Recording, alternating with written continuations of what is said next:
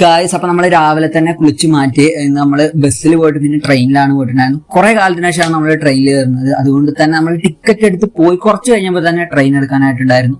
അപ്പൊ നമ്മൾ സ്റ്റെപ്പൊക്കെ എങ്ങനെയൊക്കെ ചാടി ഇറങ്ങി ഓടി, ഭാഗ്യത്തിന് ട്രെയിൻ എടുത്തിട്ടുണ്ടായിരുന്നില്ല. അങ്ങനെ ട്രെയിനിൽ കയറി ഓപ്പോസിറ്റ് വശത്ത് പോയതും കണ്ടൊരു കാഴ്ചയാണ്. 12 മണി സമയത്ത് പല്ല് തേക്കാൻ വേണ്ടി പോകുന്ന ഒരു മച്ചാനെയാണ് കണ്ടത്. എന്തായാലും പല്ല് തേക്കുന്നുണ്ടല്ലോ അല്ലെ, ഹൈർ. അത് കഴിഞ്ഞ് ഇപ്പുറത്ത് നോക്കിയപ്പോൾ വേറൊരാൾ കാര്യമായിട്ടുള്ള ഒരു ഡിസ്കഷനിലൊക്കെ ആയിരുന്നു. അത് കഴിഞ്ഞപ്പോൾ കാക്കച്ച് നമുക്ക് ടാറ്റ തന്നു. പിന്നെ ഒന്നും നോക്കിയില്ല, നമ്മൾ ട്രെയിനിൽ യാത്ര തുടങ്ങി. ഇങ്ങനെ കുറെ കാഴ്ചകൾ നമ്മളിങ്ങനെ കണ്ടുപോയിട്ടുണ്ടായിരുന്നു കേട്ടോ.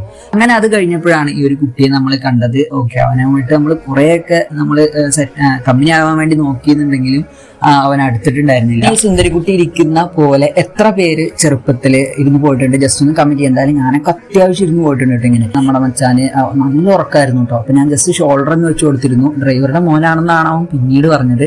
അങ്ങനെ ആ ഒരു സംഭവം നമുക്ക് കിട്ടി. നമ്മളും കുറച്ചു നേരം ഉറങ്ങി. അത് കഴിഞ്ഞപ്പോഴാണ് ഒരു ചട്ടമ്പീനെ കണ്ടത്. നമ്മളെത്ര നോക്കിയിട്ടും അവന്റെ ഒരു ഫോട്ടോ പോലും അവന്റെ ഫേസ് കട്ടിട്ട് എടുക്കാൻ പറ്റിയില്ല കേട്ടോ. അത് ഭയങ്കര നാണക്കേടായിരുന്നു ഉണ്ടായിരുന്നത്.